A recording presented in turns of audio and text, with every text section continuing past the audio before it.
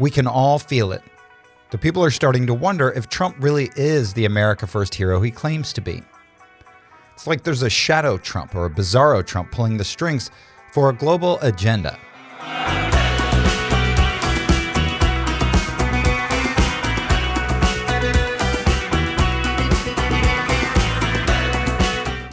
And I'm well aware I might be attacked for saying this, and I'm not suggesting I know any better than you or Juan O'savin or Nino or any of the paid shills what's going on. What I am suggesting is that we should be allowed to ask the question, what the hell is going on? Without being attacked for it, without being told to educate ourselves, or without the assumption we're uninformed. We are informed, and we've drawn a different conclusion than you have. And that's called healthy confrontation, and that used to be as common in America as pizza. And so what we're experiencing by all the silencing and bullying is simply the red version of what the blues were up to a year ago. We can all feel it. The people are starting to wonder if Trump really is the America First hero he claims to be. It's like there's a shadow Trump or a bizarro Trump pulling the strings for a global agenda. MAGA dreams like slash taxes and to drain swamp haven't really panned out like we thought they might. Instead, we're seeing moves that feel more like locking America into a high-tech control grid, rounding up the homeless, getting in deep with the tech bros, and violating our privacy at scales way beyond the Patriot Act. And I think we're all starting to wonder if Trump is who he says he is. And we're allowed to ask. This is what discernment sounds like to all the bootlicking accounts who have co-opted the New Earth Freedom Movement that ban you for questioning the plan. That's the whole point of waking up, just so you know. This is why y'all were awakened, to become sovereign, to stop acquiescing to stupidity or incongruity, not to enforce it. For the right-wing RNC accounts posing as enlightened guidance, the point of all this is personal accountability and responsibility, not to get Trump reelected. So we, the people, can be self-sovereign and without government. And in order to do so, we can't be hapless sad sacks anymore. We have to be capable of self-defense, self-seeking, and self-governing, which means we're not looking for saviors. We make good choices on our own. We stand up to anyone trying to bully us. And we are repulsed by anyone, even Trump, having power over our future. To even suggest as such is incongruous with the laws of the universe, and we don't need the Universal Declaration of Human Rights to tell us what makes us free. Being told what makes you free by someone else is a form of gaslighting and is delusional. Being told you are free by someone else and having the terms of your freedom defined to you by that source, but only within the confines of the source's prescribed framework, that's eventually going to erode your ability to recognize your lack of true autonomy or freedom. And so, rejecting the notion that anyone has the power to tell us what makes us free should be as reflexive as taking your hand off of a hot stove. Reject someone else's version of what makes you free. And you have every right to self-determine what makes you free. And so, if someone treads on me, that's a no-no. And Trump, above all, ought to know this and ought to be working towards this eventuality for us, the people. Not just the oligarchs he likes to be seen partying with.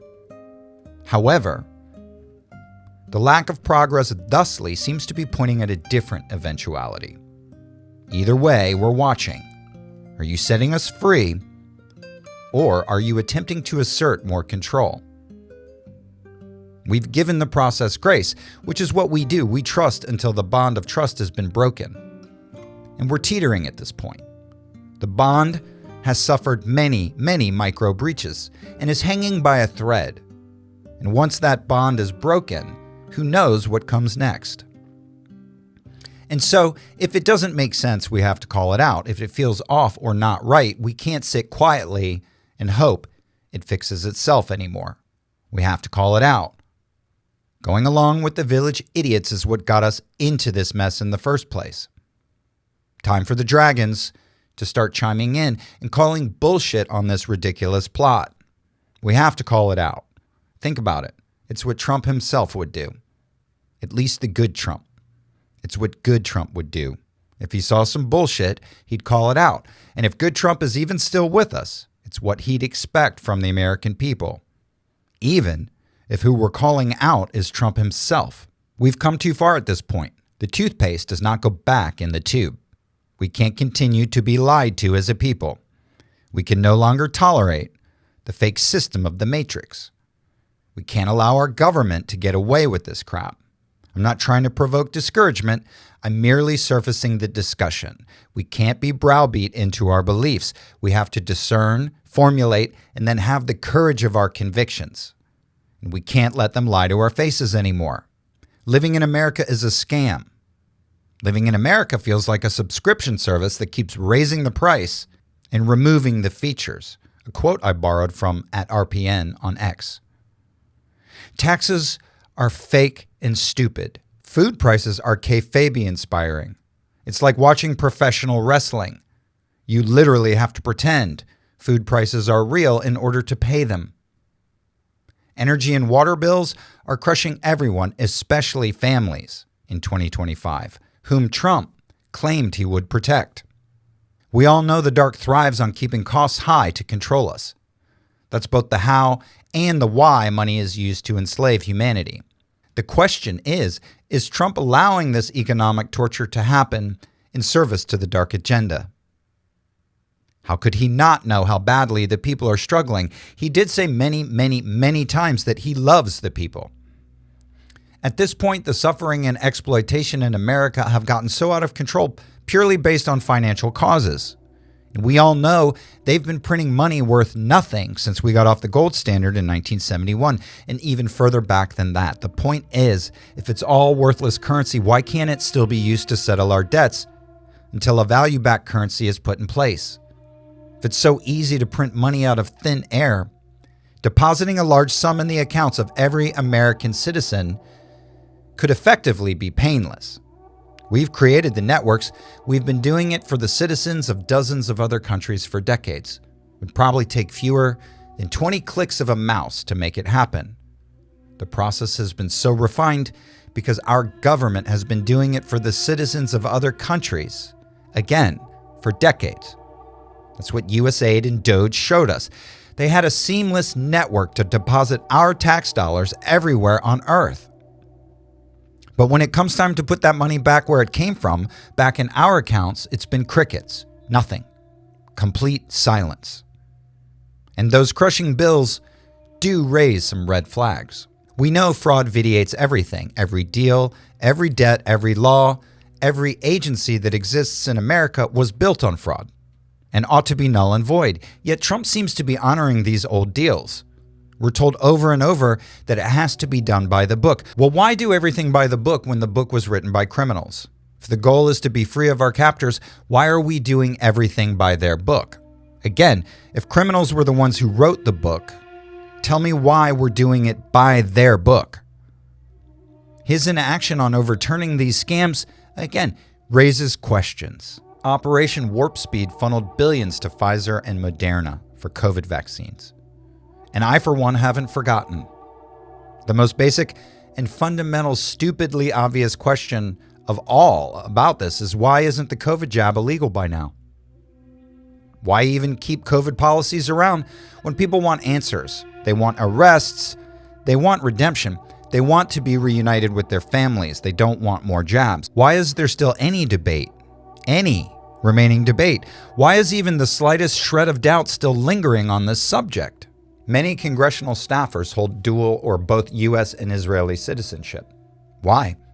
This raises some red flags.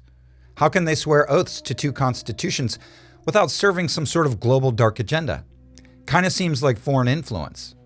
Foreign influence in Congress is by definition not America first. Our representatives literally serve two countries.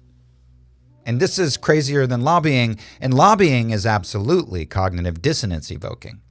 And this is worse. This is a foreign country writing checks that are coming out of the asses of the American people. They're writing checks with their mouths that we have to pay for. And that is insane. No Epstein files? The rumors as to why just keep getting creepier and creepier. And I'm not going to say anything about the rumors because knowing Trump, he'll sue me. That guy has used his MAGA base to win more personal lawsuits Anyway, the point is still no files. What about transparency? What about healing as a nation? What about getting the American people back in power? Golly. Trump promised to make life easier for families, but in 2025, costs for food, housing, and health care keep going up. We are being oppressed. Families are being oppressed. The struggle under debt and tariffs is real, and we, the people, are being asked to bend and bend and bend without breaking. Why? Why us? Why is it always us? Haven't we been exploited enough? Trump vowed to dismantle the Department of Education, but in 2025, it lingers, with half its staff cut, leaving families in limbo and kids trapped in failing schools. This is torture for children and families, especially with all the disclosure surrounding the mass indoctrination system posing as education. And yet, it's allowed to continue chaining parents and children to a false and dangerous system of indoctrination. If we're protecting the children, getting them out of these hellholes should be a top priority. Americans are taxed to high heaven. Why? It would be so easy to cut our taxes. And I thought Trump was getting rid of the IRS, but now it seems like he's rehiring everyone who got fired. Why is there so much uncertainty around taxes? Like seriously, who the fuck is in charge? Ivanka's clothing lines, Jared's Middle East deals, and Melania's H-1B past tie the Trumps to global networks. They're part of the club, and the question is, are they leveraging us to get invited into the global country club? To all the best parties, while we get told to shut up and follow the plan. Did you ever stop to consider that shutting up and following the plan is the plan and has been the plan all along? Trump vowed to clear DC's deep state. But the bureaucrats are still around, obviously, which is why none of these promises are being kept. The swamp's still pretty murky, and it's raising some questions. Just saying. And the fact that he has the gall to say he's working for Jesus? That's a bold move, to put it mildly. For Donald Trump to stand there at his rallies, declaring that he works for Jesus Christ, when his actions are screaming a much different gospel, one of self, wealth, and power. The audacity to claim that he answers to a higher authority while living a life that looks like he's giving the middle finger to Jesus's core teachings is a clinic in cognitive dissonance.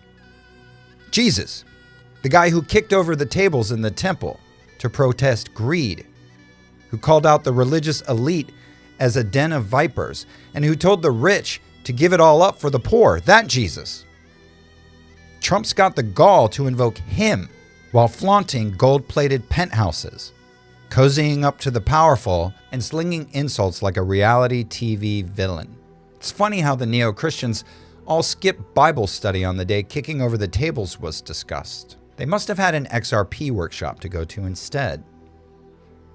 Words are cheap, and Trump's are a star-spangled facade. Promises of divine allegiance that seem to crumble under scrutiny. Deeds, that's where the truth lives. Jesus said, "By their fruits you shall know them," Matthew 7:16. And Trump's fruit basket is overflowing with pride, division, and a love for the very systems of wealth and influence that Jesus rallied against. How dare Trump wrap himself in the name of a man who dined with outcasts, not oligarchs, who preached love over hate, and who'd likely have some choice words for a guy whose brand is built on ego. It's not just hypocrisy, it's a deliberate hijacking of a name that carries weight, banking on the crowd's cheers to drown out the contradiction. And I, for one, ain't having it. Jesus Christ is my brother and my friend, and I won't have you co-opting his name and his legacy. The nerve to claim Jesus as your boss while acting like you're the one who's God. That's not just bold, it's a betrayal of the very spirit you claim to serve. The hypocrisy of Donald Trump proclaiming he works for Jesus Christ while his actions paint a starkly different picture is nothing short of irksome. Jesus emphasized the spiritual dangers of wealth, famously saying it's easier for a camel to go through the eye of a needle than for a rich man to enter the kingdom of God. Mark 10:25. He also overturned the money changers' tables in the temple, Matthew 21:12-13, condemning profiteering in sacred spaces. Meanwhile, Trump's pursuit of wealth and lavish lifestyle stand in stark contrast to Jesus' teachings of humility and detachment from material possessions. Jesus openly criticized the religious authorities of his time, calling the Pharisees a den of vipers, Matthew 23:33, and referring to corrupt religious structures as the synagogue of Satan, Revelation 2:9 and 3:9. Trump's strong alliances with certain Jewish leaders and organizations, particularly in political and financial spheres, appear inconsistent with Jesus' confrontational stance against hypocritical or self-serving religious and political elites. Jesus taught humility, instructing his followers to take the lowest place, Luke 14:10, and to serve others selflessly. Trump's public persona is characterized by self-aggrandizement, boasting, and branding. This clashes with Jesus' model of servant leadership and modesty. Jesus championed the poor, the outcast, and the oppressed, saying, "Whatever you did for one of the least of these brothers and sisters of mine, you did for me." Matthew 25:40. Trump's policies and rhetoric often appear at odds with Jesus' call to love and uplift the vulnerable.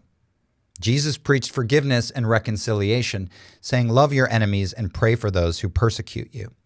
Matthew 5:44. Trump's rhetoric, often marked by vindictiveness, personal attacks, and divisive language, contradicts Jesus' teachings on turning the other cheek and fostering unity. Jesus emphasized truth, declaring, "I am the way, the truth, and the life." John 14:6. Trump's documented history of misleading statements and exaggerations conflicts with Jesus' commitment to truthfulness and moral integrity. These points lay bare the disconnect between Trump's lofty claims and the reality of his actions, revealing a chasm between saying you work for Jesus and living like you do, between saying you love the American people and acting like you do. Anyway, that's all for now. Thanks for sticking around, and we'll see you next time.